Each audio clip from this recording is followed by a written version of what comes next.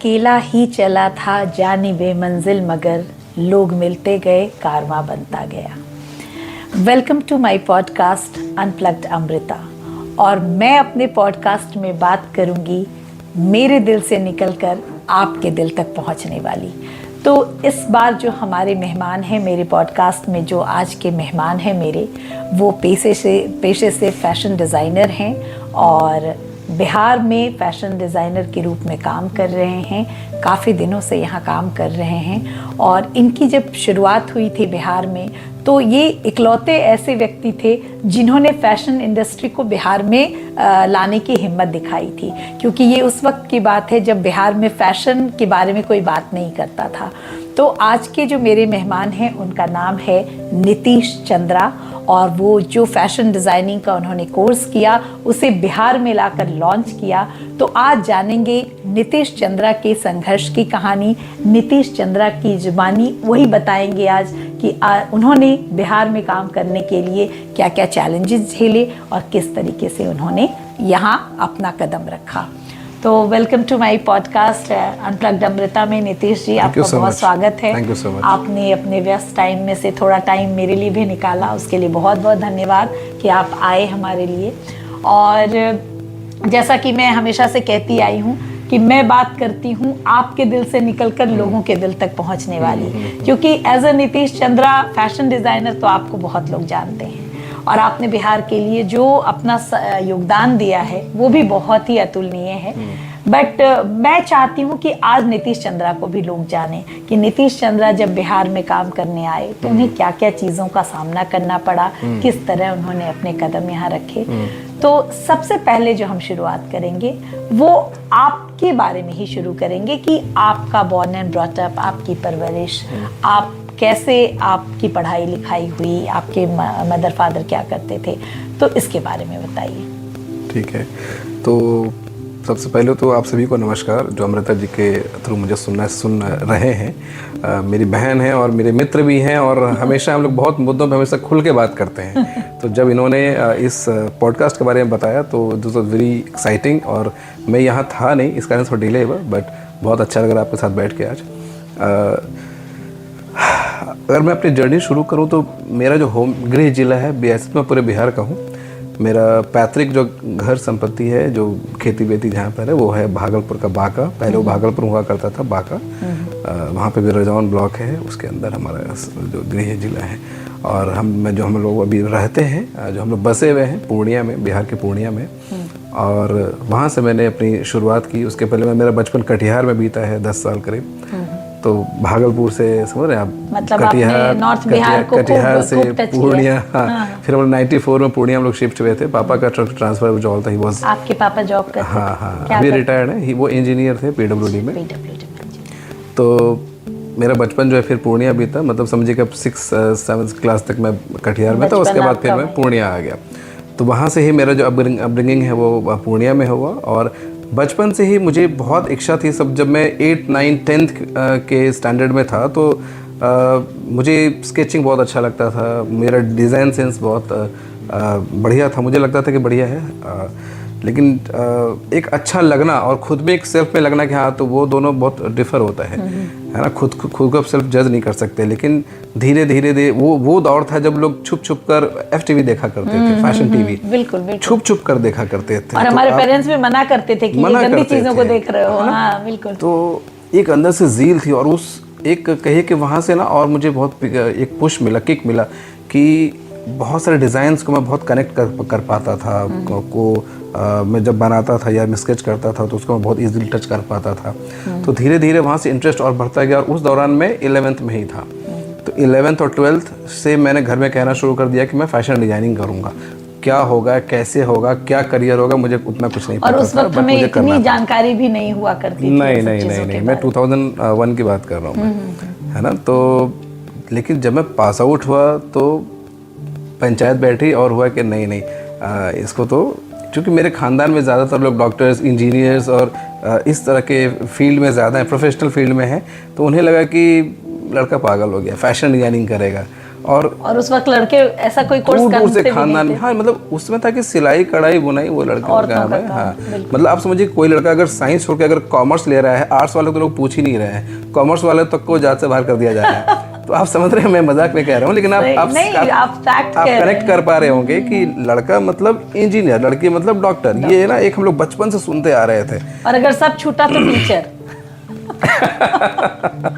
तो ये एक मिथक चला आ रहा था। तो मुझे लगा कि, और मैं तब से कह रहा था कि मुझे फैशन डिजाइनिंग करनी है, मुझे फैशन डिजाइनिंग करनी है, लेकिन किसी ने एक बहुत तवज्जो नहीं दी कि यार ठीक है ऐसे ही अभी शौक है, बच्चा है, कुछ निकल जाएगा। हाँ लेकिन जब 12th के बाद हुआ कि क्या करना है, अब इसको इंजीनियरिंग के लिए भेजना है, तब मैं बोला कि नहीं मैं इंजीनियरिंग नहीं करूँगा, मैं फैशन डिजाइनिंग करूँगा। तो घर में तो बवाल हो गया होगा जब आप बवाल, ऐसा वैसा बवाल।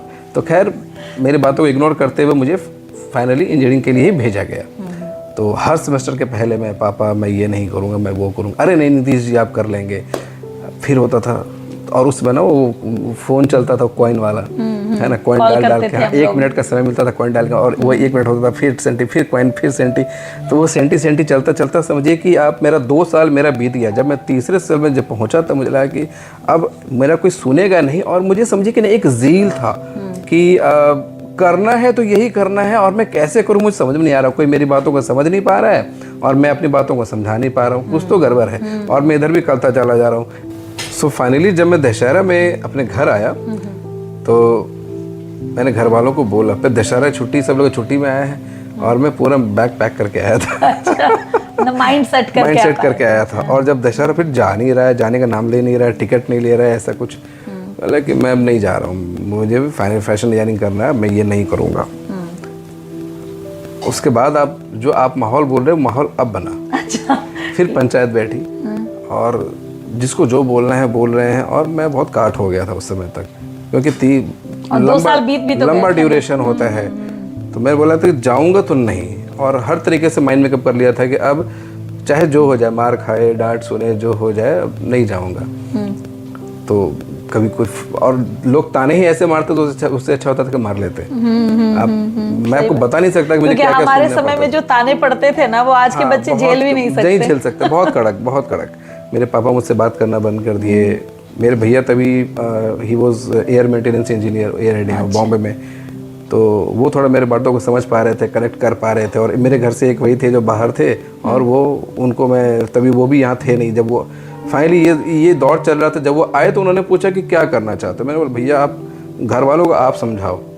ऐसा बोलता ना, ऐसा लग रहा था कि मैं अपने पेरेंट्स के बारे में सोच रहा था, कहाँ से ये मेरे घर में पैदा हो गए, मेरी बात को नहीं समझ रहे, है ना, उल्टा ट्रेंड चल रहा था। तो उन्होंने मेरी बात को समझाया, फिर उन्होंने मेरी बात को रखा बड़ी सभा में। अच्छा। और कभी भी ना सभा बैठती थी, सब मेरे खानदान पड़ोस आके बैठते थे कि हाँ ये इसको समझाइए। लोगों को बुलाया जाता था कि इसको समझाइए, ये पागल हो गया, दर्जी बनेगा ये, है ना। अच्छा, उस वक्त फैशन डिजाइनर मतलब दर्जी बनना, फैशन डिजाइनर पता ही नहीं था। हाँ एक्चुअली सही बात। और तभी कितना यूट्यूब और ये सब कुछ तो था नहीं कि आप लोगों को दिखा सकते हैं या लोगों को बता सकते हैं, कुछ ब्लैंक। मेरे पास कुछ भी नहीं था कि मैं उनको समझा सकूं, बता सकूं, सिर्फ मैं ही था।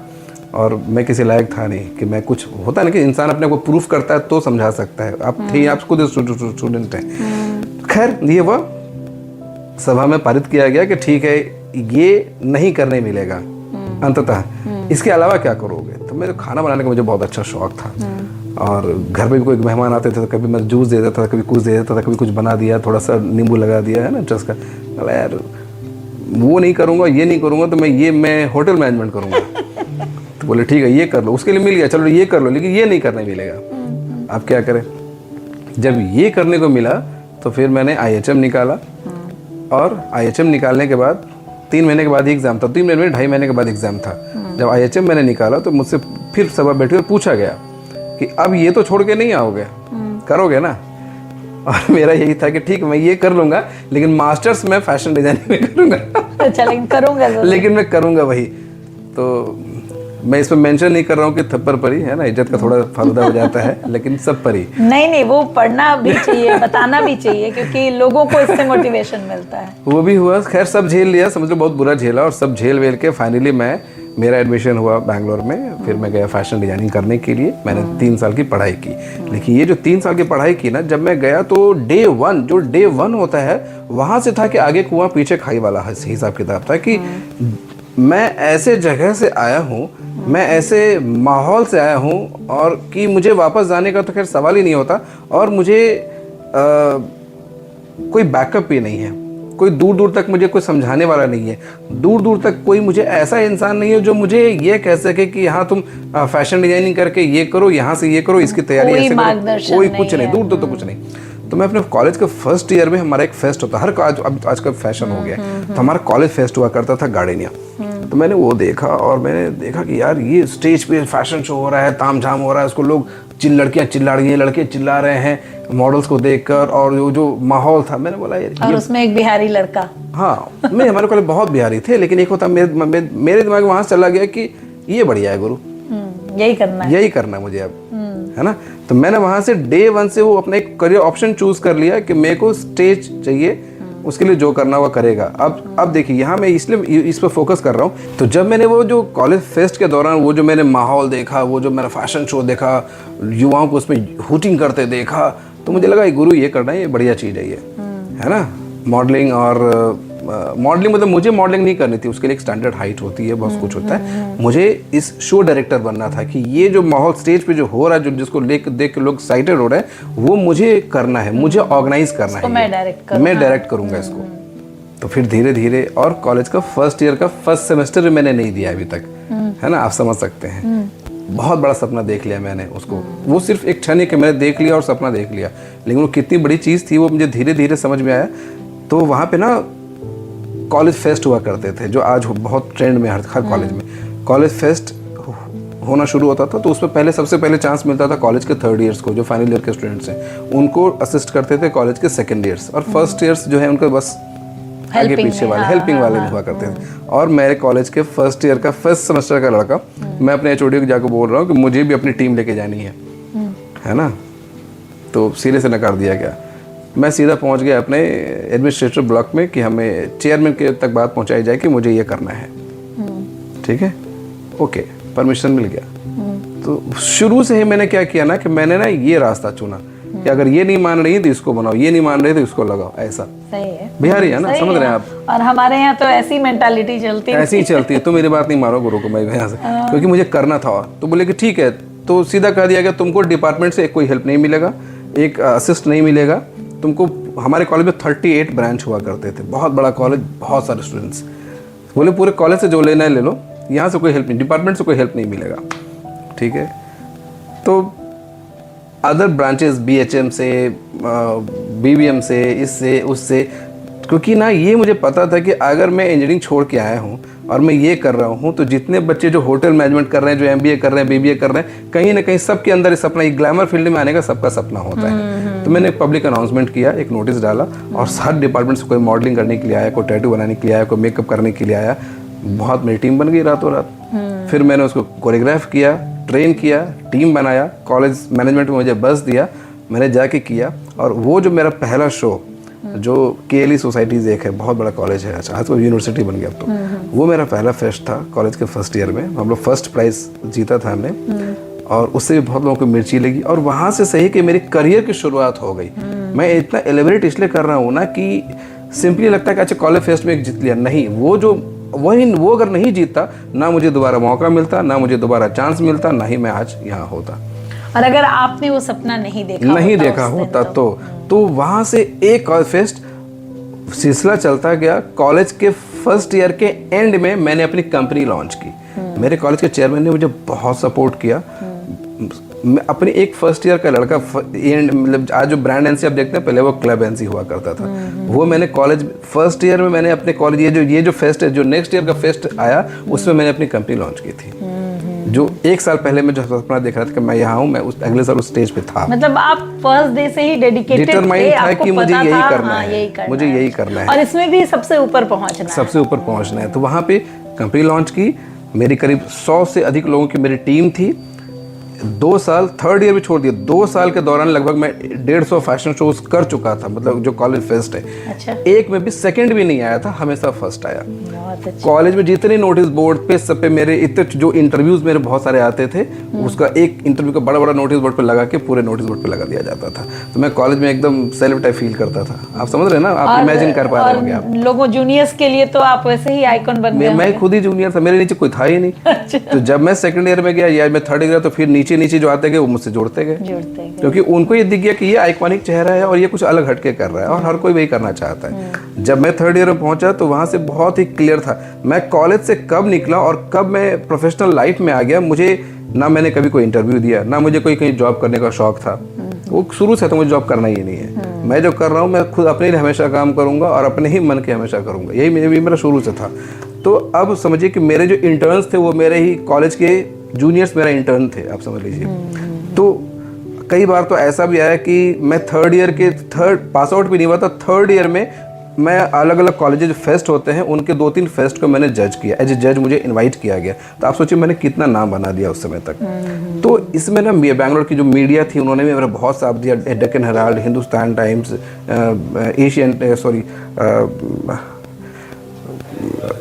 इंडियन एक्सप्रेस, तो इन सब में मेरे मतलब इंटरव्यूज़ बड़े पड़े थे। मैं इतने शोज़ में कर रहा था, नाम हो रहा था, फेम हो रहा था, और थर्ड ईयर जाते जाते मुझे कॉर्पोरेट शोज़ भी मिलने लग गए। तो वहाँ से ना एक बड़ा ग्रोथ हुआ कि यहाँ से एक बच्चा जिसको करने को नहीं मिल रहा है, और यहाँ से जाके जब प्रूफ कर किया गया, और फिर भी मैं अपने, और उस समय तक भी थर्ड ईयर तक भी मेरे पापा कभी भी बैंगलोर गए नहीं, उनको कॉन्फिडेंस नहीं आ रहा था कि मेरा लड़का कर क्या रहा है। हम फटाफट भागते भागते गए क्योंकि ये ज़रूरी था। और इंजीनियरिंग ड्रॉप आउट क्या होता है ना कि इस पर मेरा एक अलग से एक आर्टिकल निकला इस पर। जैसे ये मैंने बोला ना कि ये जो थर्ड ईयर से मेरे एक डेक्कन हेराल्ड में मेरा एक इंटरव्यू आया था, कैंपस टू कंपनीज, ठीक है। तो आज में जो एज ए मोटिवेशनल स्पीकर मैं पूरे एक साल में मैं कम से कम 30 से 35 कॉलेजेस में मुझे इनवाइट किया जाता है जो मोटिवेशनल स्पीकर। मैं कोई ज्ञान की बात तो करता ही नहीं हूँ, कोई बुकिश वाली। मेरा सारा लाइफ एक्सपीरियंस मैं बताता हूँ। कैंपस से कंपनीज में जब जाएंगे, इनसाइड कैंपस क्या है, आउटसाइड कैंपस क्या है, इस पे मेरा 1-1 घंटे का लेक्चर होता है, और बहुत मज़ेदार सेशंस होते हैं मेरे, और अच्छे खासे पैसे मैं उसके लिए चार्ज करता हूँ। तो ये सब क्या होता है, यही मैं आपको बताना चाह रहा हूँ कि अभी के युवाओं को बहुत ही एक हराश किया जाता है कि पढ़ो पढ़ो पढ़ो, इतने परसेंट, आज तो वही 99। अब देख लीजिए एक अमूमन बच्चा है उसको 95% नंबर आ रहा है। अब लड़ाई हमारे समय में हम लोग मर के 70% लाया करते थे, 75% लाया करते थे। अभी 95 to 100 के बीच में लड़ाई हो रही है। उसमें भी इसके बीच में भी हजारों बच्चे हैं इसके बीच में। मैं हमेशा कहता हूँ कि भैया अब वो जमाना बदल गया, इसके लिए लड़ाई मत करो, सेल्फ के लिए लड़ाई करो। हमारे में एक कहा जाता था ना, हमारे यहाँ कहावत है कि पढ़ो मत गढ़ो, या पढ़ो भी गढ़ो भी, दोनों इंपॉर्टेंट है। मैं हमेशा कहता हूँ कि पढ़ो गढ़ो ज़्यादा, गढ़ोगे ज़्यादा ना तो, वरना क्योंकि मैंने बहुत सारे ऐसे स्टूडेंट्स को, होनहार स्टूडेंट्स को, ब्रिलियंट स्टूडेंट्स को लाइफ में गिरते हुए देखा है, जो आज कहीं के नहीं है। तो जब आप ये सब कर रहे थे तो इतना सब अचीव करने के बाद फैमिली का क्या रिएक्शन हुआ? फैमिली रिएक्शन, मेरी मम्मी बहुत खुश, मेरी मम्मी बहुत खुश। मेरी मम्मी कॉलेज के थर्ड ईयर में, सेकंड ईयर से ही मैं बैंगलोर आना शुरू की, मेरे साथ कई फेस्ट में गई।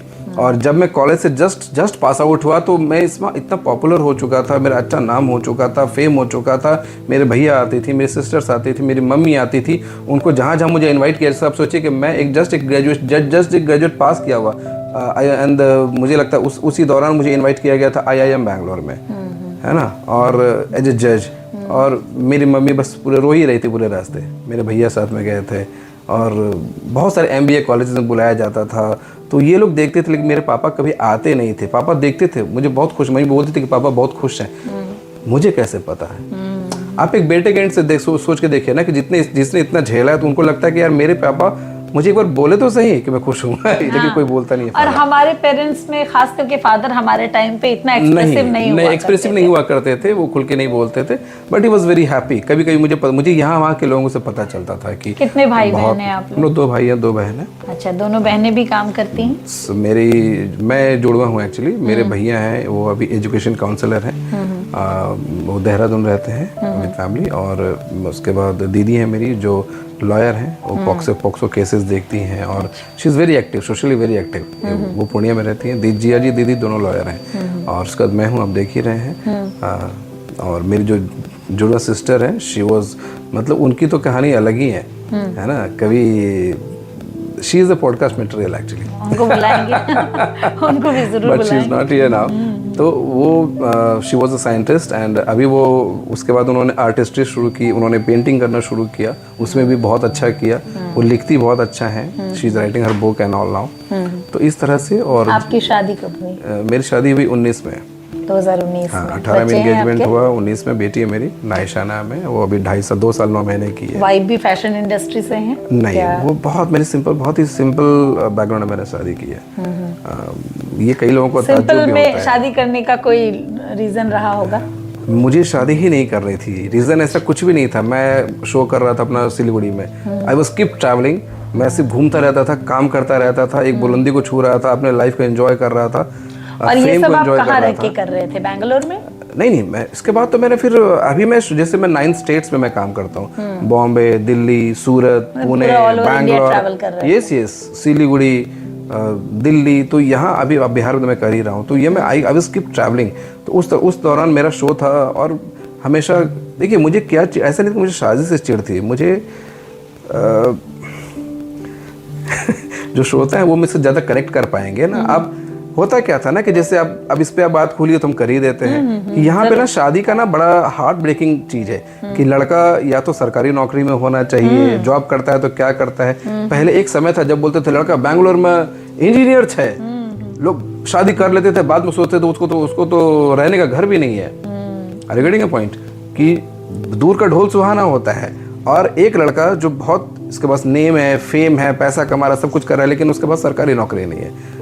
तो मेरे फादर को कहने बहुत शर्म आती थी कि मेरा बेटा क्या करता है। और उसके अलावा आपके काम को कोई समझ नहीं पा रहा है कि आप करते क्या हैं। हाँ, करते क्या हैं। जो था यहाँ से बाहर था, और बिहार में जब फेम हुआ तो यहाँ पे क्या है ना कि एक तरह से कहिए कि मेरी लाइफ में लड़कियां बहुत हैं, ठीक, क्योंकि आप लड़कियों के बीच में ही काम करते हैं। उस दौरान उस फेज की बात कर रहा हूँ। लेकिन उनसे मुझे शादी नहीं करनी, ठीक है ना। और उसमें कोई बुरी भी नहीं, ऐसे नहीं कि शादी मतलब बुरी है, ऐसा नहीं है। मुझे शुरू से एक माइंड फ्रेम होता है ना कि मुझे एक ऐसी लड़की चाहिए, उसका ऐसा घर होना चाहिए, उसकी एक ऐसी सोच होनी चाहिए, ऐसा बैकग्राउंड होना चाहिए। जब वो नहीं मिलता है और आपको उस पर उल्टा जज किया जा रहा है, आप कहीं आपकी इतनी इज्जत है, इतना फेम है, आप वो देख के आ रहे हैं, और एक तरफ लोग आपसे पूछ रहे हैं कि क्या करते हैं आप, तो समझ रहे हैं ना। तो इससे मुझे चीड़ हो गया था, बोल करना ही नहीं, हटाओ, मैं खुश हूँ, बाहर ही जैसे हूँ वैसे। मम्मी ने ढूंढा आपके लिए? हाँ, नहीं, फिर घर पे रिश्ते बहुत आते थे। और मेरे यहाँ क्या है ना कि कास्टिज्म वाला वो सीन नहीं है, लेकिन मेरे यहाँ जो अधिकांश रिश्ते आते थे वो राजपूत, भूमियार,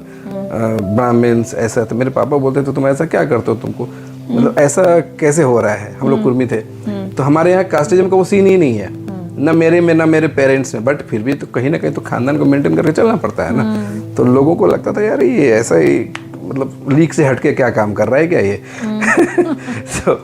तो उसी दौरान रिश्ते बहुत आते थे, लेकिन हर बार वही क्या करता है, सैलरी स्लिप दिखाई। अब मैं क्या, मेरा सैलरी स्लिप में क्या दिखाऊं, मेरा कोई एमआरपी थोड़ी है। अच्छा, हमारे यहाँ शादी भी एक मतलब निगोशिएशन ही है। और ज्यादातर लोगों को मैंने देखा है ये जानने की कोशिश करते हैं कि लड़का कितना कमा रहा है, क्या उसका सैलरी है। अधिकांश लोग कंपनी पहुंच जाते हैं सैलरी स्लिप देखने के लिए, पता करने के लिए। हाँ, ये करते हैं। तो बिहार में जब आपकी एंट्री हुई, जब आपने चूज किया कि मैं बिहार में भी कुछ काम करूंगा, तो उस वक्त तो फैशन के नाम पर बिहार में कुछ था नहीं। जब आप, मुझे लगता है जहां तक कि जब आप यहाँ आए, तो आप जब यहाँ आए तो आपको कुछ अलग सा नहीं लगा कि यार मैंने जो पढ़ाई की, जहाँ मैं रहा, और ये बिल्कुल अलग जगह है जहाँ मैं काम करना चाहता हूँ? देखिए, मैं ये तो नहीं कहूँगा कि बिल्कुल नहीं था। मैं कोई मेरी आदत नहीं कि सब मैंने ही किया है, ऐसा नहीं है। तो आपके पहले भी सब मेरे पहले थी चीज़ें, लेकिन बहुत अनऑर्गेनाइज्ड थी, बहुत बदनाम थी। और वैसे भी जो फैशन इंडस्ट्री है उसके बारे में लोगों का एक अलग ही। जब मैं पहली बार पटना आया था ना, तो मैं एक ब्यूटी पेजेंट को जज ही करने के लिए मुझे बुलाया गया था, एज शो डायरेक्टर बुलाया गया था बॉम्बे से। और मैंने बहुत ही, और मैं उस समय बॉम्बे में था और I was very busy in fashion industry and film industry में, काफ़ी काम कर रहा था उधर। तो मुझे आया कि कॉल, और मैंने इससे टेंडर में कह दिया कि मैं इतना चार्ज करूँगा। उन्होंने कहा okay, and I was blank कि ठीक है, अच्छा इतना पैसा है, तभी तो लोग एक बार भी नेगोशिएट भी नहीं कर रहे हैं। तो उन्होंने फ्लाइट आना जाना रहना, ये होटल गार्गी ग्रैंड में रुका था, और दैट वाज माई फर्स्ट 2011 की बात कर रहा हूँ मैं। जस्ट मैं बैंगलोर से बॉम्बे शिफ्ट हुआ था 2010 में। 11 में मैं आया, ये SK मेमोरियल में शो था, बहुत बढ़िया, मैंने ट्रेन किया, शो हुआ, बहुत बढ़िया शो हुआ। और उस दौरान मुझे थोड़ा बिहार को, पटना को करीब से देखने का मौका मिला, क्योंकि मैं स्कूलिंग के बाद बाहर ही चला गया था। उसके बाद फिर मैं आया, उसके बाद मुझे लगा यार यहाँ पे तो, क्योंकि मैं जब घूमता, उस दौरान जब मैं घूमता था तो यहाँ भी अच्छे अपार्टमेंट्स हैं, अच्छे लोग बाग दिख रहे हैं, अच्छे कपड़े पहन रहे हैं, पैसा अच्छा इन्वेस्ट कर रहे हैं। तो एक, चूँकि हम लोग बाहर से सुनते आ रहे थे कि बिहार में ऐसा है, ऐसा है, ऐसा है, और स्कूल तक आप कभी अपने आप को जज नहीं कर सकते, आप या अपने स्टेट को जज नहीं कर सकते। और स्कूल के बाद मैं बाहर चला गया, और फिर जब मैं आया तो जब मैंने देखा, मैंने करीब मैं 10 दिन रहा था, 10-12 दिन, मुझे बहुत अच्छा लगा। फिर मैं चला गया, फिर मैं किसी एक प्रोग्राम को जज करने आया, फिर चला गया, फिर आया। तो मैं आते जाते मैं देख रहा था, और मेरा दिल पर धीरे धीरे धीरे धीरे, क्योंकि मुझे ये शुरू से था कि मुझे बिहार के लिए कुछ करना है, कुछ ऐसा बड़ा करना है ताकि लोग उसको फॉलो, उस ट्रेंड को फॉलो करें, ये रेस में ना भागे कि मुझे यही बनना है, मुझे यही बनना है, मुझे यही बनना है। अब आप सोचिए कि फैशन डिजाइनिंग, हाँ, ये डिपार्टमेंट भी बिल्कुल अलग था। पहले था कि फैशन डिजाइनिंग करना है, अब इसमें 72 ब्रांचेस हैं। इतना स्कोप है, इतना स्कोप है लाइफ में, और वो पता ही नहीं है यहाँ वो पता ही नहीं है। था मतलब, अब तो बहुत है। तो उस दौरान मैं आया, और धीरे धीरे धीरे चैलेंजेस तो बहुत, इतना चैलेंज, मैंने बोला ना कि था, लेकिन अनऑर्गेनाइज्ड था और बहुत बदनाम था। तो वो धीरे धीरे मुझे काम करते रहते, वो मुझे सुनने को, सीखने को, देखने को मिला। तो मैंने सोचा, आई वॉज पार्ट ऑफ ग्लैडेक्स, तब उस हुआ करता था। तो मैंने देखा कि कुछ बिहार में ऐसा नहीं हो रहा है, जो मिसेस बिहार के लिए कुछ ऐसा हो रहा। तो मैंने मिसेस ग्लोबल बिहार यानी मैरिड वुमेन के लिए, हाँ, मिस के लिए बहुत होता था, मिस्टर के लिए, लड़कियों के लिए बहुत होता था। मैंने वो शुरू किया, 13 में मैंने शुरू किया मिसेस ग्लोबल बिहार। बहुत बढ़िया response. That was the first show जो मिसेस लोग के बहुत लिए हंस हुआ रहे थे था। मुझ पे, हाँ, कि कर भी रहे हैं तो आप मिस्टर क्या मिसेस कर रहे हैं, कोई आएंगे क्या रैंप पे? चलो देखते, नहीं आएंगे बंद कर देंगे, देखेंगे, जितनी आएंगी उतने से ही करेंगे, कोई दिक्कत नहीं है। और उस समय मुझे लगता है 38-39 लेडीज आई, महिलाएं आई फर्स्ट ऑडिशन में। बिस्कोमान में हुआ था, ऊपर पिंड बलोची के ऊपर। वहाँ से फिर ट्रेनिंग ग्रूमिंग हुई, 5 दिन मैंने उनको ट्रेन किया, फिर ये शो हुआ होटल पाटलिपुत्र एक्सोटिका में, वो फर्स्ट सीजन था, जिसमें शारदा सिन्हा जी भी आई थी, स्वर्गीय। और बहुत अच्छा मेमोरी उसमें, लेफ्टिनेंट रीटा गांगवानी जिन्होंने मिसेस मनुष्य चिल्लर सबको भी ट्रेन किया उन्होंने। तो वो लोग, मतलब मेरी जो पूरी टीम थी, मेरे जो पूरे जितने भी बाहर के जितने भी मेन चेहरे थे, उनको मैं पटना लेके आया कि अब ये लोगों को ये नहीं लगना चाहिए कि अब यहाँ आज के डेट में देखिए, आज देखिए अल्लू अर्जुन जी पटना आ रहे हैं। हर वो बड़ा स्टार पटना आज के डेट में रेगुलरली फ्लाई कर रहा है, रेगुलरली आ रहा है, क्योंकि उनको पता है, अब पता चल गया कि बिहारी क्या चीज़ है, या बिहार से मुझे क्या फायदा होगा, कितना पोटेंशियल है। ये धीरे धीरे, आप एक समय सोचिए कि मैं जब शोज कर रहा था उस टाइम पे फेमिना मिस इंडिया का ऑडिशन पटना में नहीं होता था। लोग, यहाँ की लड़कियाँ ऑडिशन देने दिल्ली जाती थी, पटना, बॉम्बे जाती थी, कलकत्ता जाती थी, या और ऑडिशन होने, चुनने के बाद बोलती थी कि मैं दिल्ली से हूँ, मैं जहाँ से चूज़ की थी वहीं का नाम लेती थी। पटना, कभी आपने सुना है कोई पटना का नाम लेती थी या बिहार का नाम लेती थी? लेकिन अब तो बहुत बच्चियां अब तो इतनी आ गई। अभी देखिए हमारे पूर्णिया की एक कशिश है जो बिग बॉस में गई है, वही मैं देख रही हूँ। तो बहुत सारे ऐसे चेहरे हैं, अभिषेक है वो भी पटना का ही है। तो ऐसे बहुत सारे चेहरे हैं जो अब हैं वहाँ पे जहाँ पे उनको होना चाहिए। हम जैसे लोगों ने बस एक जरिया का काम किया है, प्लेटफॉर्म का काम किया है। काम करना इतना टफ नहीं था, लेकिन यहाँ पे वही बैक बिचिंग बहुत ज़्यादा थी, अभी भी है, लेकिन अब हम लोग कठोर हो गए, क्योंकि हम लोग बिहार से है ना। मैं बॉम्बे से, यही अगर मैं इधर से उधर जाता तो मुझे परेशानी होती। मैं बड़ा मार्केट से इधर आया था, तो मैं ये सब चीज़ें मैं सीख के आया था, ये सब चीज़ें मैं देख के आया था कि बैंगलोर का मार्केट, बॉम्बे का मार्केट, पुणे का मार्केट। और ये मैं ये नहीं कहूँगा कि छोटा मार्केट है, लेकिन क्या है ना कि ये सब चीज़ें जो चल रही थी मेरे पीछे, ये सब मैं झेल के आया था, तो मुझे कोई फर्क नहीं पड़ रहा था उससे। तो यानी आपके हिसाब से बिहार का जो फैशन इंडस्ट्री था, उसमें बहुत पोटेंशियल था, बट उसे कोई पहचान भी, मतलब यहाँ क्या बोला, स्पॉन्सरशिप में दिक्कत होती थी। स्पॉन्सर्स लेने का तरीका बहुत गलत हुआ करता था, स्पॉन्सर्स देने का तरीका बहुत गलत हुआ करता था। ये सब चीज़ें मुझे बहुत हॉन्ट करती थी। मुझे लगता था कि नहीं, मुझे नुकसान होगा, कोई दिक्कत नहीं, मेरे जेब से नहीं लगना चाहिए, मैं इतने पैसे नहीं कमाऊंगा, लेकिन मैं इस स्पॉन्सर को नहीं लूंगा जो जिनकी नज़र गंदी है, या जो, तो मतलब गंदी नज़र से आपका कहना है कि वो महिलाओं के लिए इन रिटर्न वो कुछ चाहते थे, क्योंकि पहले वही चलता आया था। तो लोग कहते थे कि तुम कितने दिन ऐसे कर पाओगे, और शायद इसीलिए यही चलता आया है। आज मैं 10 साल से जो मिसेस ग्लोबल बिहार बता रहा हूँ, मैंने 10 साल वो पूरे हो गए, 10 साल मैंने सक्सेसफुल किया। अभी मैं ये पेजेंट्स हर जगह मैं करता हूँ ना, अभी 9 स्टेट्स में मैं कर रहा हूँ, अभी मिसेस इंडिया हम लोग करने जा रहे हैं दिल्ली में। इतनी महिलाएं यहाँ से निकली, इतनी लड़कियां यहाँ से निकली हैं, they are doing wonderful in life. Bihar के कोने कोने से मैं आपको एग्जांपल दूंगा, एक विशाखा है, आराधना है जो अभी कनाडा में है, वो मिस का शो जीत के गई। विशाखा है वो जो भी बिहार के मधुबनी से, उनका मैंने ऑडिशन लिया था एक शो के दौरान। वो ठीक से उस समय सब्जी की वेरी रॉ वहाँ से वो पिक की, उन्होंने एक शो मेरे साथ किया, 2 शो मेरे साथ किया, फिर ये मिस ग्लोबल बिहार किया। और आज वो बहुत, आज समझिए कि वो सक्सेसफुल कितना, 4 साल पहले 18 में वो की थी वो, ठीक है। आज वो दिल्ली में रहती हैं, कोई सा भी फैशन इंडस्ट्री का बड़ा से बड़ा मैगजीन नहीं है जिसमें वो नहीं छपती हैं, नहीं दिखती हैं।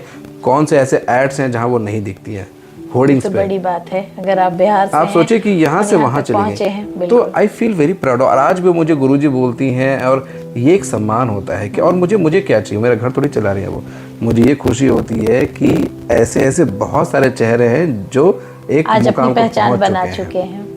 और नीतीश जी, मैं ये जानना चाहूँगी कि क्या जब फैशन इंडस्ट्री में आप बिहार में काम करते हैं, तो क्या यहाँ वाकई इनकम जनरेटिंग है ये इंडस्ट्री, या बस नाम के लिए ही लोग काम करते हैं इसमें? देखिए, मैं ये कहूँगा ना कि अभी जितना पैसा हम लोग बाहर कमा लेते हैं ना, उसका 3-4 टाइम्स यहाँ कम होता है।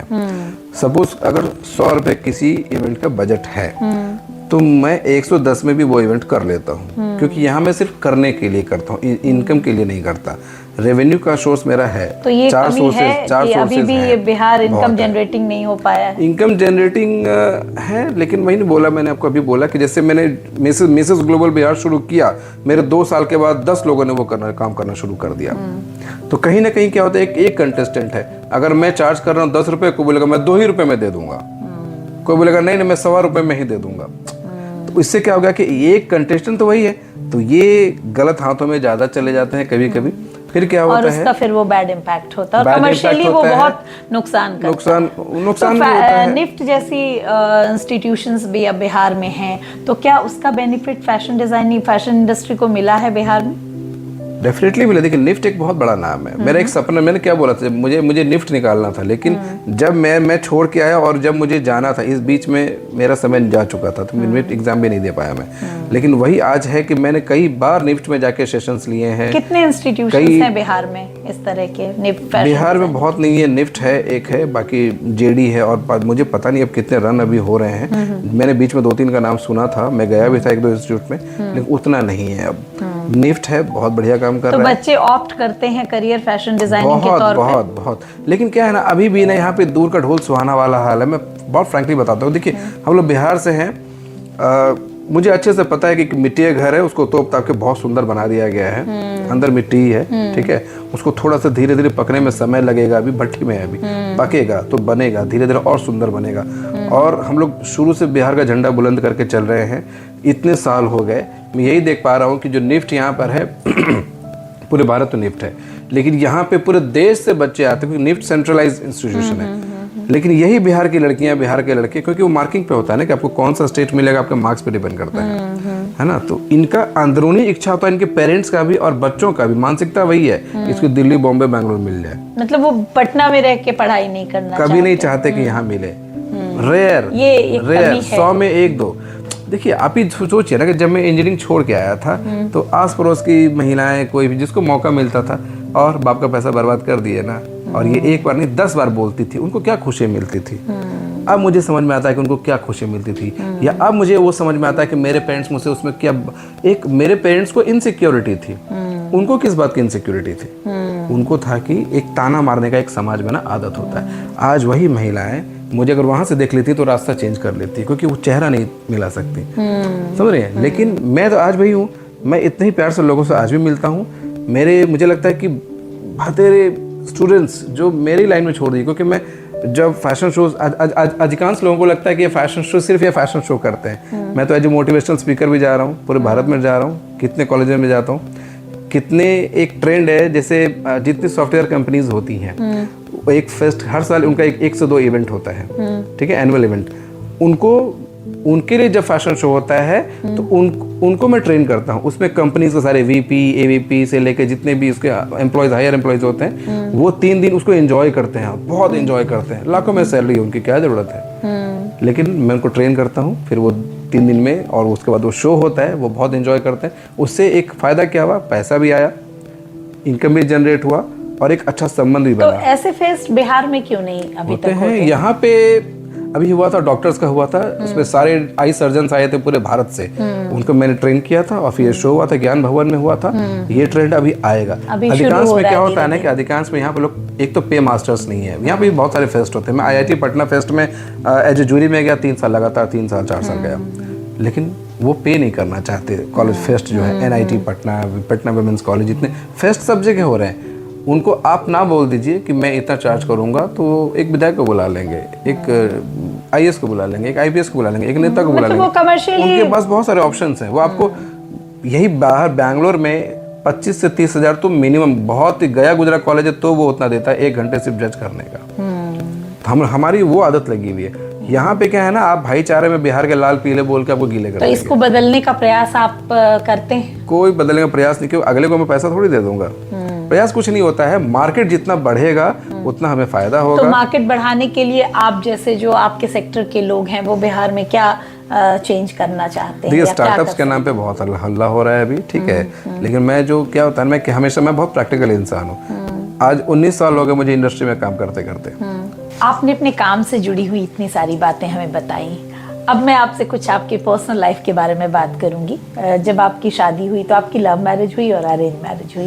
ये प्रॉपर अरेंज मैरिज थी एकदम, और बहुत चट मंगनी पच ब्याह वाला हाल हुआ। मैं बोला था, मैं सिलगुड़ी में शो कर रहा था, तो पापा का फ़ोन आया कि पापा ऐसे ऐसे हम लोग लड़की देख रहे हैं ऐसा ऐसा। तो बोला कि ठीक है, आप देख लीजिए। और मैं क्या बोला कि एकदम हाँ ठीक है, देख लीजिए। तो पापा वहाँ से गए, देख वेख के आए, रात में फिर फ़ोन किए कि मुझे तो अच्छी लगी। तो बोले ठीक है, देख लेंगे, अब अभी इधर हैं, थोड़ा फ्री होंगे तो देख लेंगे। नहीं हमने तो वचन दे दिया है। अच्छा, वचन तो हो गया, फिर बात खत्म। तो हमको देखना भी क्या है फिर। नहीं फिर भी फॉर्मेलिटी करना ना एक बार। तो हम आए पूर्णिया, हम लोग आए, देखो सुनी हुआ फटाक से उसी दिन डेट रखा गया। इंगेजमेंट हुआ नवंबर पे, और हमारे यहाँ आपने वही बात साबित कर दी, जोड़ियां ऊपर वाला बनाता है। हाँ, और चटमंगनी पड़ गया। अब सोचिए कि मैं कहाँ का मैं घूम के आ रहा हूँ, कितने शोज करके, कितने किस सर्किल में रह के आ रहा हूँ, सब कुछ है ना। जहाँ चाहे वहाँ शादी कर सकते थे या वहाँ अफेयर कर सकते थे, सब कुछ।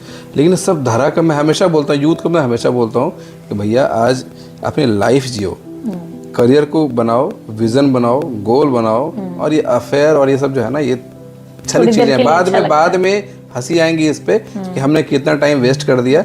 लेकिन अगर उस लड़की से अफेयर है, ठीक है, ये भी है जो आपको करियर में साथ दे, आपको विजन में साथ दें, आपको गोल में साथ दें, हर उठते और गिरते कदम के साथ आपके साथ खड़ी रहें, तो आप शादी कर लो 100%। बिल्कुल। अच्छा, एज ए युवा आप क्या मानते हैं कि आजकल एक ट्रेंड है कि लव मैरिज बहुत बेकार होता है, अरेंज मैरिज बहुत सही होता है, ऐसा लोग बोलते हैं, तो आपका इसके बारे में क्या विचार है? देखिए, इस पर मैं 2 बातें बोलूँगा। अभी जो ट्रेंड चला आ रहा है, क्योंकि मैं जो हर जगह घूम रहा हूँ, मैं देख रहा हूँ, एक तो सबसे ज़्यादा जो चलन आजकल बढ़ा हुआ है लिव इन रिलेशनशिप का, ठीक है। उसको आप सही मानते हैं, गलत मानते हैं? बहुत कंट्रोवर्शियल क्वेश्चन, बहुत कंट्रोवर्शियल है। लेकिन मतलब फिर भी अपना एक पर्सनल व्यू। अब मैं आपको अंदर की बात बताऊं, अगर अब जो एक मैं देख रहा हूं आज के डेट में कि 100 में से 80 लड़कियां इसको, लड़के नहीं, 80 लड़कियां इसको सही ठहराती हैं, ठीक है। आज 100 में से 90 लड़कियां लव मैरिज को सही ठहराती है। कि अरेंज मैरिज इतना, समाज इतना सोशल मीडिया में गंद फैला हुआ है, और समाज में भी इतना फैल गया है ना कि लड़का लड़की को प्रताड़ित करता है, लड़की को मारता है, लड़की को मार ही डालता है, और सासू माँ ये करती हैं, दहेज देना होता है, बहुत सारी चीजें हैं। एक सुन के लड़कियां डर जाती हैं कि यार अरेंज मैरिज में इतना कुछ होता है। तो लव मैरिज तो सिर्फ आपको लव जब तक चलता रहता है ना, जैसे ही मैरिज हुई लड़की को सिर्फ लड़का दिख रहा तब तक। लेकिन हमेशा मैं कहता हूँ कि शादी सिर्फ लड़के से नहीं होती, दोनों को मैं बोलता हूँ कि शादी कभी भी पूरे परिवार से होती है। आप जैसे ही शादी, लड़का को आपने देख लिया, प्यार कर लिया, 4 साल 5 साल 6 साल उसके सारी हैबिट्स को जान गए, सब कुछ ठीक है। जैसे ही शादी करोगे फिर आपको मिलेगी ननद, फिर मिलेगी सास, फिर मिलेंगे ससुर, फिर मिलेगा पूरा परिवार, और फिर वहाँ आपको समझ में आएगा कि कहाँ जा रहे हैं। फिर रियलिटी देखने लगती है लाइफ की। लेकिन सारे लव मैरिज गलत भी नहीं होते हैं, अगर आपका चुनाव सही है, मैंने आपको आपने पहले ही सब कुछ बोल दिया सोच उसी समझ पे। लिया। हाँ वही मुझे भी ऐसा ही लगता है। आँख कान खुला रखो, कहीं नहीं फंसोगे। बिल्कुल बिल्कुल। अच्छा नीतीश, आपकी जो पर्सनल लाइफ है, इतना काम करते हैं आप, बहुत बिजी रहते हैं, ट्रैवल बहुत करते हैं, तो कैसे टाइम मैनेजमेंट कैसे करते हैं? अब तो आपकी बेटी भी है, तो बेटी को भी आप काफी टाइम देते हैं, तो कैसे मैनेज करते हैं?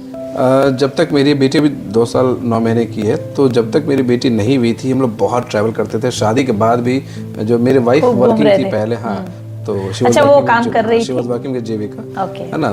मुश्किल से 3-4 महीने के बाद उन्होंने जॉब ड्रॉप कर दिया, और हमारा अपना जो एनजीओ है नारी नीति foundation India, she is handling that. पहले भी वही काम कर रही थी, अब वो खुद के लिए काम कर रही हैं, और हम लोग खूब मजे से पूरे भारत में हम लोग भ्रमण करते हैं, घूमते हैं, अब किसी की बंदिश एंजॉय करते हैं, किसी की बंदिश नहीं है। और जब से बेटी हुई है तो बेटी के साथ भी हम लोग खूब घूमे, जब तक वो 2 साल की 2.5 साल की हुई।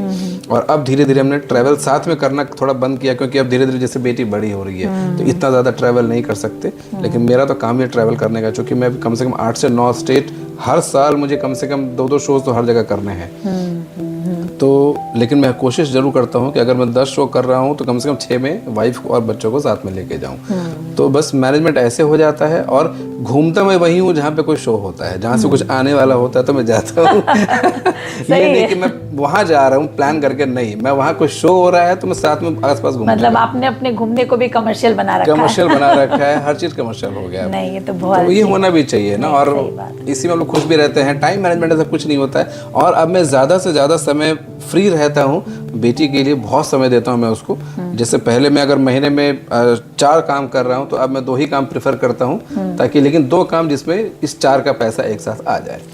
अच्छा हाँ, करते हैं, चूज ही हो गया हूँ थोड़ा बस। सही बात। अच्छा ये बताइए, जैसे मैं सब अपने गेस्ट से सवाल करती हूँ, सोशल मीडिया को आप कैसे लेते हैं? आज का सोशल मीडिया क्या एक्चुअली में एक समाज को क्या दे रहा है? और आपका जो इंडस्ट्री है वो सोशल मीडिया में उसके वजह से बहुत उसको ग्रोथ मिलता है आपकी इंडस्ट्री को, बट फिर भी पर्सनली मैं जानना चाहती हूँ कि सोशल मीडिया की कितने नेगेटिव और कितने पॉजिटिव पहलू हैं आपकी नज़र में?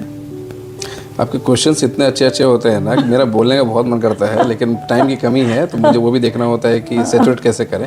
सोशल मीडिया एक अपने आप में आज पूरा दिन डिबेट कर सकते हैं आप, बहुत सारे ऐसे टॉपिक्स हैं।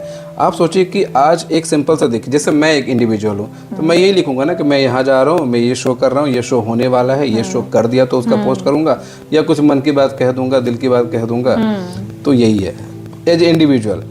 अब समाज में उसके अलावा एक होता है कि समाज में क्या चल रहा है। तो अभी इलेक्शंस हो रहे हैं, ये हो रहे हैं, इसको बोलते हैं कि पब्लिक ओपिनियन पे अपनी बात रखना। उसमें लोग आप या तो आपको अच्छा लोग बोलेंगे या तो बुरा बोलेंगे, कि समाज अभी हर समाज अभी 2-2 3-3 हिस्से में बटा हुआ है बिल्कुल, हर समझ हिस्से में। तो वो 2 बात हो गई।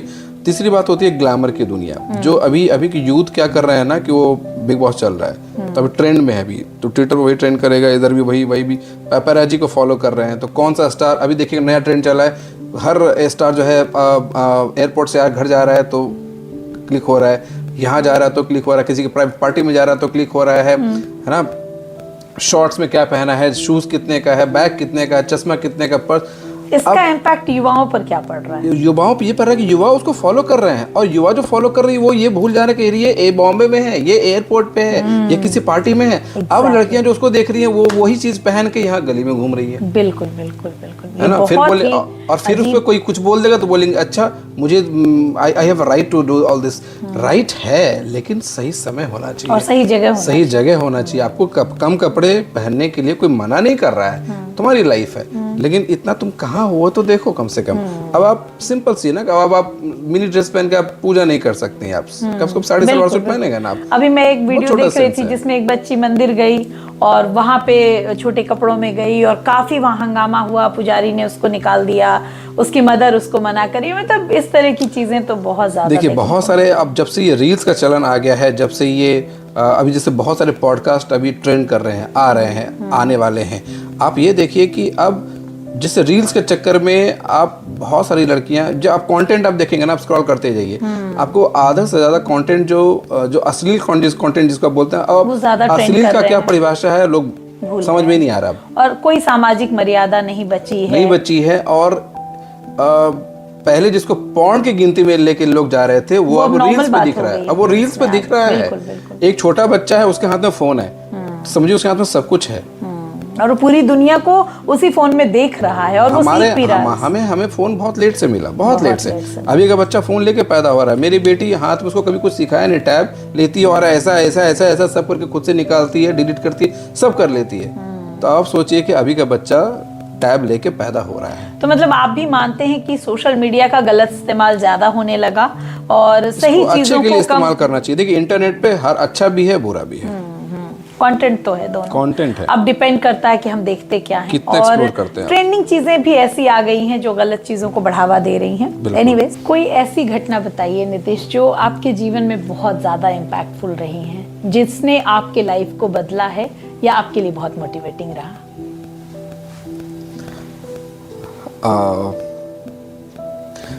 एक मैं जरूर कनेक्ट करना चाहूँगा कि जैसे मैंने आपको बताया भी था कि मेरे पापा बिल्कुल जब से मैंने इंजीनियरिंग छोड़ा और फैशन डिजाइनिंग जब से किया तो was very much demotivated kind of मतलब एक बेटे को बता नहीं पा रहे थे कि उनको क्या दुख है और मैं कनेक्ट नहीं कर पा रहा था कि मैं चाहता था कि मैं इतना अच्छा कर रहा हूँ, अगर नेम फेम हो रहा है, सब कुछ हो रहा है तो उनको प्रेज करना चाहिए और वो प्रेज सामने से आ नहीं रहा था तो वो कैसे पता चला जब मैं बैंगलोर में ही था और जैसे मैंने बताया था कि मैंने बहुत सारे कॉर्पोरेट ब्रांड्स के लिए काम करना शुरू कर दिया था।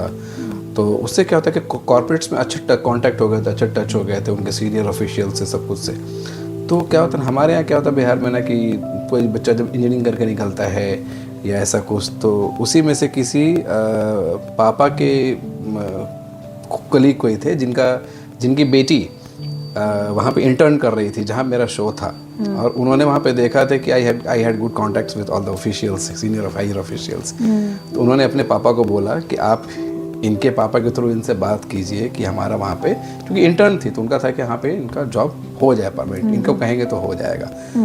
एंड फिर वो घूम फिर तक बात मेरे तक आई और पापा ने मुझे जब कॉल किया तो वो क्या बोल रहे थे वो बहुत दूर की बात है। पापा ने मुझे कॉल किया ये बोलने के लिए कि बेटा इनके लिए अगर हो सकता है तो देखिए, अगर आप करवा सकते हैं। ये मुझे बहुत ही खुशी तो अपनी जगह है, लेकिन और मेरे लिए बहुत छोटी सी बात है। मैंने बोल भी दिया और लगवा भी दिया, बहुत छोटी सी चीज़ थी मेरे लिए, लेकिन मुझे खुशी इस बात की हुई कि वो वही शख्स था जिसने पापा को बहुत डिमोरलाइज किया था एक टाइम पे। He was senior to my father कि आपका बेटा क्या कर रहा है। और मुझे याद है कि एक बार मैं घर पे था और चाय पानी देना था, होता है और गेस्ट आते हैं तो बेटा चाय, मुझे नहीं जाने दिया गया था वहाँ पे क्योंकि वो आए हैं, है ना, इस तरह से। तो ये सब चीज़ें मैंने बहुत झेली है, बहुत कुंठित था मैं उस टाइम पे। तो आज मुझे अंदर से वो खुशी थी कि ये वही शख्स है और वो अपनी बेटी, उसकी बेटी का जॉब उसने रेफरेंस लगाया मुझसे। तो दैट वाज एक, ये सब चीज़ें ना धीरे धीरे यही रिवर्ट होती हैं कि आपने लाइफ में कुछ अच्छा किया है, कुछ अब एक मुकाम बोलते हैं हाँ मैं बहुत बड़ा आदमी हूँ, ऐसे किसी को कोई मतलब नहीं है। आप अपने घर पे होंगे, कुछ भी होंगे, लेकिन आप कुछ कैपेबल होते हैं ना, और जब वो दिखता है, जब आप कुछ कर पाते हैं, जैसे मैं बोल दूँ कि बिहार के लिए मैं ये कर दूंगा, ऐसा नहीं होता है। आप सक्षम होंगे तो बिहार के लिए कुछ कर पाएंगे आप।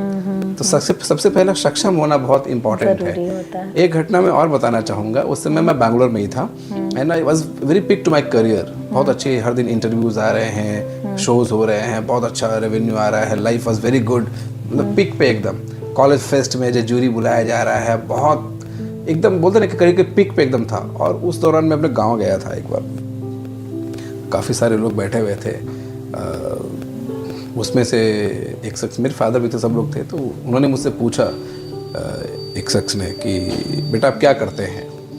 और उस टाइम पे क्या होता, बोला ना कि जब नेम फेम हर कोई इसको पचा नहीं सकता। आज मैं बहुत ज़्यादा डाउन टू अर्थ हो चुका हूँ। और इवन जब से मेरी बेटी भी है, शादी के बाद थोड़ा और, बेटी होने के बाद थोड़ा और बेटी का फादर हमेशा ना एक क्या होता है ना कि वो बहुत ही ग्राउंडेड होता है, हम लोग बहुत ही प्रैक्टिकल हो जाते हैं उसके बाद। उस टाइम पे मैं यूथ था, शादी भी नहीं हुई थी, लड़का था, शादी तो बहुत दूर की बात है, मैं एकदम करियर को एंजॉय कर रहा था उस समय। तो थोड़ा सा घमंड भी था बहुत ज़्यादा उस समय। तो उन्होंने जब मुझसे पूछा कि आप क्या करते हैं, तो मैंने बहुत घमंड से कहा कि मैं एक फैशन डिज़ाइनर हूँ। उस सब तो ठीक है, काम क्या करते हैं। और मुझे बहुत हिट पे हिट हुआ जा रहा था कि ये बंदा समझ क्यों नहीं रहा है कि मैं बोल रहा हूँ मैं फैशन डिज़ाइनर हूँ, पूछ रहे क्या करते हो। और फिर मैंने उनको और थोड़ा समझाया, आप समझ नहीं रहे हैं, काम क्या करते हैं, काम पैसा किससे कमाते हैं। एंड ऑफ द डे उनको ये सुनना था बेसिकली। तो मैंने थोड़ा सा, और मैं थोड़ा सा गुस्सा भी हो गया। फिर मेरे डैड ने मुझसे कहा कि इनको थोड़ा सा अच्छे से समझाइए कि आप क्या करते हैं, अगर आप ये प्रैक्टिकल अगर होना है और रूट से जुड़ना है तो इनको अगर आप समझा देंगे तो हम मान लेंगे कि हाँ आप कुछ अच्छा कर रहे हैं, बेहतर कर रहे हैं। आई लेवल बोलते ना, I tried my level best कि इनको समझा सकूं। मैंने उनको बहुत अच्छे से पूरा एक्सप्लेन किया डीप में जाके। तो उन्होंने मुझे कहा और सबने सुना और सबने कहा कि अच्छा ऐसे बोलिए ना कि आप एक टेलर हैं, मास्टर है बेसिकली आप। तो उन्होंने इज्जत की धज्जियाँ उड़ा के रख दी। लेकिन मुझे उसमें बहुत गुस्सा आया, बहुत बुरा भी लगा था कि समझ रहे हैं आप ना, आप कनेक्ट कर पा रहे हो कि मैं क्या कहना चाह रहा हूँ। एज भी ऐसा होता है, एज भी ऐसा होता है।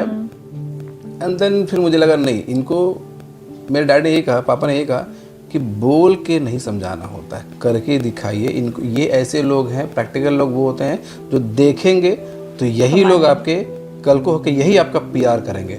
लेकिन आपको पहले उनको समझाना पड़ेगा, लड़ने से नहीं होगा, इस गुस्सा से, एग्रेशन से काम नहीं होगा। तो फिर धीरे धीरे और मौका मिला मुझे। 2010 की बात थी, 9 की बात थी। मैं 10 में बॉम्बे शिफ्ट हुआ और 11 में मैं बिहार आया अपना शो करने के लिए। एंड एक कहीं ना कहीं यह कहिए कि बहुत छोटी सी बात थी, लेकिन मेरे दिल को इतना हॉन्च कर गया था कि मुझे बिहार में एक ऐसा शो करना था जो दुनिया देखे और बोले वाह कुछ हुआ। और यही नृत्य कला ओपन जो मंदिर है, वहाँ पे मेरा शो हुआ था। पूरे भारत से करीब 32 प्रोफेशनल मॉडल्स आए थे, मौर्या में रुके थे और बहुत ही भव्य आयोजन हुआ। यहाँ के जितने भी मंत्री, यहाँ के जितने भी अच्छे बिजनेसमैन हैं, ब्यूरोक्रेट्स हैं, विद फैमिली सब लोग आए। उन्होंने एंजॉय किया और गाड़ी भेज के हमने उनको मंगवाया था।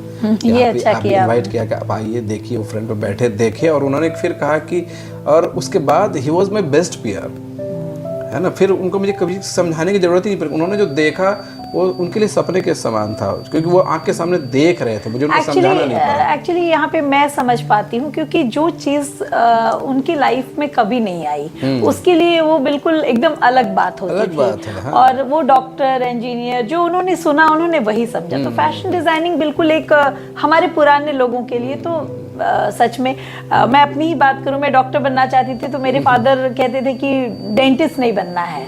उस वक्त वो कहते, वो डॉक्टर थे और उनको लगता था डेंटिस्ट इज नॉट गुड। तो ये होता है, उनकी सोच वही थी और उसको बदलना थोड़ा मुश्किल होता है जब तक आप कुछ कर ना ले। ये बात बिल्कुल सही है। और इसके अलावा नीतीश, आपका जो प्रोफेशन है ग्लैमर का प्रोफेशन रहा है। ग्लैमर की दुनिया को हैंडल करना बहुत मुश्किल काम है। अभी ये हनी सिंह का हमने पूरा स्टोरी भी देखा कि कैसे ग्लैमर ने उनको अफेक्ट किया।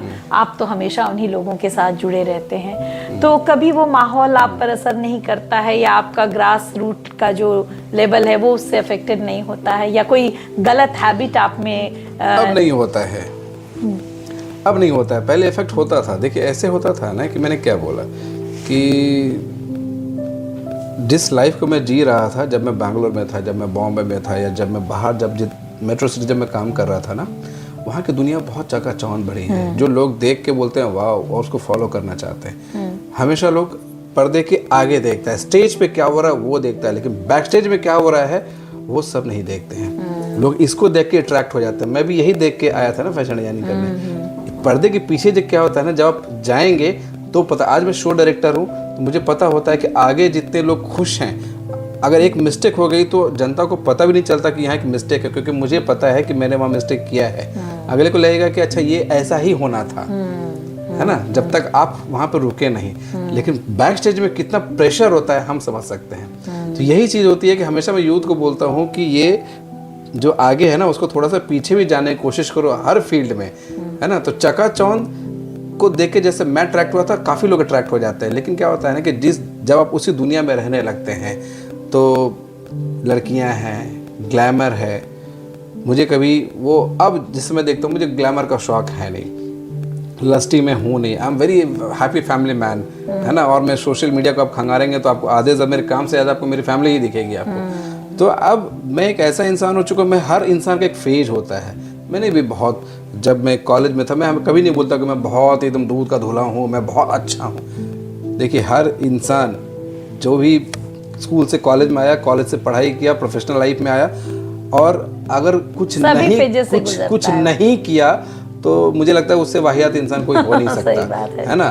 जिंदा हो, बोलते हैं ना, जिंदा हो तो पता चलना चाहिए कि जिंदा हो। अब ये नहीं कि इसका मतलब कि तुम कांड ही करते जाओ, काम भी करो, कांड भी करो, लेकिन उसको बैलेंस लाइफ में रख के करो, ताकि क्या होता है ना, फिर तुम्हारी लाइफ में ना स्पाइस रहेगा, मसाला रहेगा। एंड ऑफ द डे जब हम लोग बुढ़े हो जाएंगे ना, तो अपनी इन्हीं चीज़ों को याद करके बड़ा मुस्कुराएंगे। मैं मेरी बेस्ट फ्रेंड मेरी वाइफ है, मेरी मॉम है, मैं उनसे सब चीज़ डिस्कस करता हूँ। मैं अपने पूरे कॉलेज के किस्से अपने वाइफ को सुनाता हूँ। कोई आके मेरी वाइफ को डिमोटिवेट नहीं कर सकता है कि यार इसने ये किया था, बोले कि वो हंसने लग जाएगी, क्योंकि उससे ज़्यादा किस्से उसको पता है। मैं हर जगह उसको क्यों लेके जाता हूँ, मैं अब हर मंच में उनको क्यों इंट्रोड्यूस करता हूँ, मैं हर मंच पे सीधा उनको बताता हूँ कि यही माई बाप है, मैं तो बस ऐसे ही हूँ। मुझे बहुत अच्छा लगता है उनका सम्मान जब होता है, तो मुझे और अच्छा लगता है। कई लोगों ने मुझसे पूछा कि आपने इतनी सिंपल घर में सिंपल लड़की से क्यों शादी की, तो मैं उनसे बोलता हूँ कि सिंपल वो है ना, उससे क्या, वो क्या हम मिनी पहन के घूमेगी तो ही स्टैंडर्ड हो जाएगी क्या?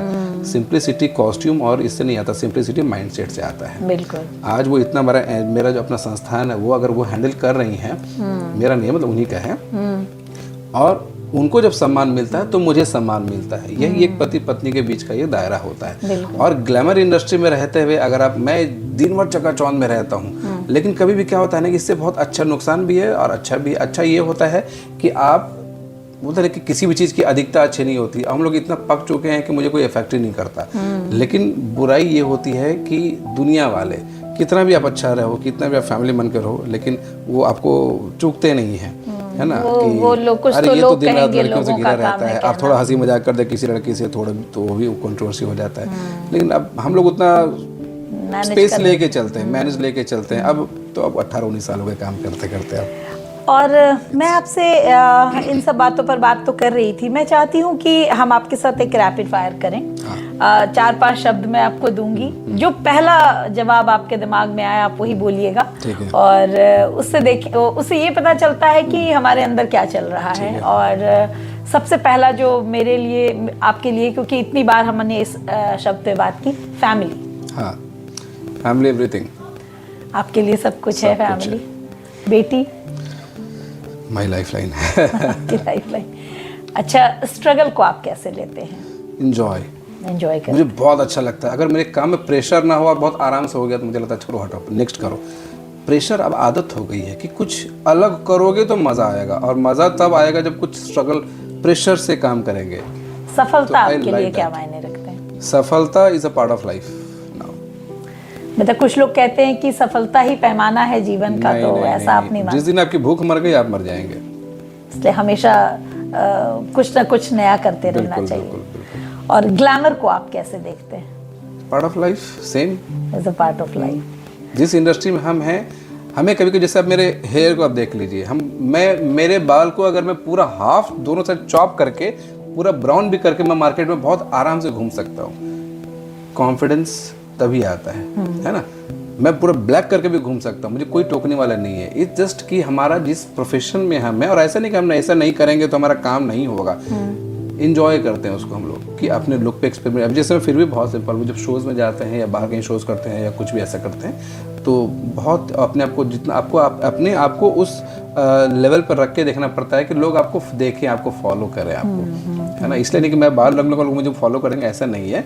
अपना अपना शौक होता है। यही लोग जैसे डॉक्टर्स हैं या आप हैं, आप ऐसा नहीं करेंगे आप, है ना। हाँ, वो डिपेंड्स ऑन प्रोफेशन पे डिपेंड करता है ये। युवाओं के लिए आप कुछ मैसेज देना चाहेंगे? जो युवा पीढ़ी आपके प्रोफेशन को चूज कर रही है और आगे बढ़ रही है, तो आप अपने समय से और अभी तक के समय में कुछ मैसेज ऐसा दीजिए जो उनको मोटिवेटिंग लगे। यूथ को मैं हमेशा कहता हूँ, और मेरे जितने सेशंस भी होते हैं उसमें हमेशा मैं कहता हूँ कि सब काम करो, सब कांड करो, ठीक है, और ताकि लाइफ में कोई रिग्रेट ना हो कि मैंने ये काम नहीं किया। क्योंकि अभी का जनरेशन क्या है ना कि ये मत करो, सबसे पहले वो वही काम करेगा। वो रात में छुप के करेगा, लेकिन करेगा। तो कभी भी ना, पेरेंट्स को मैं हमेशा बोलता हूँ कि यार किसी चीज़ के लिए रोकिए मत, टोकिए मत, नज़र रखिए, समझाइए, फ्रेंडली होइए, है ना। तो आप बच्चों से एक्सपेक्ट कर रहे हैं तो पेरेंट्स को भी थोड़ा सा बदलना पड़ेगा उनके अनुसार। पहले वाले और समय के हिसाब से पेरेंट्स को भी बच्चों के साथ फ्रेंडली होना चाहिए। फ्रेंडली होना पड़ेगा, नहीं होंगे ना तो फिर उनको इम्पैक्ट भी दिखना, फिर वो छुपा के करेंगे वो। आप बोला ना कि आप अपने बच्चे को बोलिए ये नहीं करो, और आप 2 दिन वेट कीजिए, देखिए वो या तो कर चुका है या तो करने की कोशिश कर रहा है। बिल्कुल बिल्कुल। तो इससे अच्छा है कि आप उनको, अब ये भी नहीं कि हर काम करो, हर कांड को, मतलब मैं हमेशा इसको मजाक के वे में बोलता हूँ। मैं हमेशा ये कहता हूँ ना कि लाइफ में ना प्रायोरिटीज़ हमेशा उसको दीजिए कि आपको सबसे, जैसे बोलते हैं ना कि हम 10th के बाद हम लोग बचपन में रहते थे ना, बेटा 10th कर लो उसके बाद पढ़ने नहीं बोलेंगे, 12th कर लो फिर पढ़ने नहीं बोलेंगे, है ना। और फिर उसके बाद लगता था हम तो फंस चुके हैं अब। हाँ, जहाँ आना था वो तो आ चुके हैं, अब तो पढ़ना ही पड़ेगा वरना कोई ऑप्शन नहीं है। मेरा कहना क्या है ना, अब पढ़ना भी है, एक डिग्री आपको सिर्फ एक दिखाने के लिए चाहिए कि डिग्री है मेरे पास ये, लेकिन ना सिर्फ डिग्री से काम नहीं चलेगा बाबू। अब प्रैक्टिकल लाइफ हो चुका है, शेर बैठे हैं मार्केट में, पूरा खुला मार्केट है। जैसे आप कैंपस को दुनिया बहुत खूबसूरत होती है, बहुत खूबसूरत। तो आपको 4 प्यार करने वाले हैं, आप 4 को प्यार करने वाले हैं, माँ बाप हैं, घर का खाना है, बहुत अच्छा लग रहा है। जैसे कैंपस से बाहर निकलोगे ना, ये दुनिया बहुत दरिंदा है यहाँ पे। यहाँ पे स्ट्रगल उसको नहीं बोलते हैं, आपको चीर फाड़ के लोग खा जाएंगे वहाँ पे, है ना। ये नहीं कि मार्केट नोच के खा जाएंगे, चीर फाड़ खा जाएंगे। मतलब आप जिस दिन आपका जॉब लगेगा उसके लिए स्ट्रगल है, जॉब लगेगा उसके बाद स्ट्रगल, पहले भी स्ट्रगल है उसके बाद भी स्ट्रगल है। पहले स्ट्रगल है जॉब पाने के लिए, बहुत टॉर्चर है इसमें। और जब जॉब मिल जाएगा ना, तो जिस कंपनी में आप जाएंगे ना, वहाँ भी एक से एक शेर बैठे हैं, तुर्रम खां बैठे हैं आपको रिप्लेस करने के लिए। क्योंकि जिस पोस्ट पे आस्ट आप हैं, वो 1000 लोगों के लिए वो सपना है। तो हमेशा यूथ को मैं बोलता ना, एक सेंट्रिक अपनी, मैं सिंपली ये बोलता हूँ कि भैया सब काम करो, मज़े में रहो, कैजुअल रहो, एवरेज रहो। क्योंकि हमेशा देखिएगा कि मंदिर के ऊपर जो पताका होता है ना, हर दिन रामनवमी में लगाते हैं पताका, 10-100 पताका लगाते हैं। जब नेक्स्ट रामनवमी में चेंज कीजिएगा तो देखिएगा जो अंदर पताका रहता है ना, वो सब नया का नया रहेगा। और जो सबसे ऊंचा पताका है, जो सबसे बाहर जितना पताका है, वो सब धज्जे उड़ जाता है उसका, सब हवा में फट जाता है, आंधी तूफान बारिश सब झेलता है वो। वही है ये टॉपर्स। जो एवरेज स्टूडेंट है वो हमेशा सेफ खेल रहा है, वो उसके साथ वो सारा काम भी कर ले रहा है ना। और लाइफ में वही जो एवरेज है ना, वही देखिए किसी न किसी कंपनी का ऑनर है, जो टॉप कर रहा है वो उसके एम्प्लॉय है। एग्जैक्टली। ये एक ट्रेंड है। तो अभी के समय पे टॉपर बनिए, कोई दिक्कत नहीं है, लेकिन कभी भी ना लाइफ को हमेशा बहुत प्रेशराइज लेके मत लीजिए। अगर आप लाइफ को बहुत इतना सीरियस मत ले लीजिए कि लाइफ आपको सीरियस लेने लग जाए। लाइफ आपको सीरियस लेने लग जाएगा तो फिर आप चक्कर में पड़ जाइएगा। तो मज़े में रहिए, हंसी मजाक करते रहिए, खुश रहिए, बिंदास रहिए, फ्रेंडली रहिए, ओवर फ्रेंडली मत रहिए, थोड़ा आँख कान खुला रख के चलिए और लाइफ को एंजॉय कीजिए, बस ये कहेंगे। तो आपने इतनी अच्छी बातें करी, लोगों के अपने स्ट्रगल को भी बताया, लोगों के बारे को भी बहुत अच्छे सुझाव भी दिए। तो सबसे पहले तो मैं थैंक यू करूंगी आपका, आपने अपने बिजी शेड्यूल में से टाइम निकाल के आप यहाँ आए, और आपकी तबीयत भी ठीक नहीं थी फिर भी आप आए, तो सबसे पहले इसके लिए थैंक यू सो मच। मैं मेंशन भी करना चाहूँगा कि ये जो मैं बार बार आँख पोछ रहा हूँ, मैं इमोशनल नहीं हुआ हूँ, मेरे आँख से पानी जा रहा था, बार बार मेडिसिन लेके आया था, आई वाज नॉट वेल। और इनका इनविटेशन था तो आना ही था, नहीं आने का तो सवाल ही नहीं होता है। एंड इसके लिए बहुत बहुत धन्यवाद आपका। मिलते रहेंगे हमेशा। बिल्कुल, आई लव्ड इट, बहुत अच्छा लगा मुझे। और ये जो पॉडकास्ट है, मैं चाहूँगी कि हर कोई इसे देखे और सीखे इनकी लाइफ से कि किस तरीके से एक करियर को सफल बनाया जाता है और किस तरीके से जीवन को आसान बनाया जाता है। तो मैं उम्मीद करती हूँ कि आपको ये पॉडकास्ट पसंद आया होगा। Thank you so much.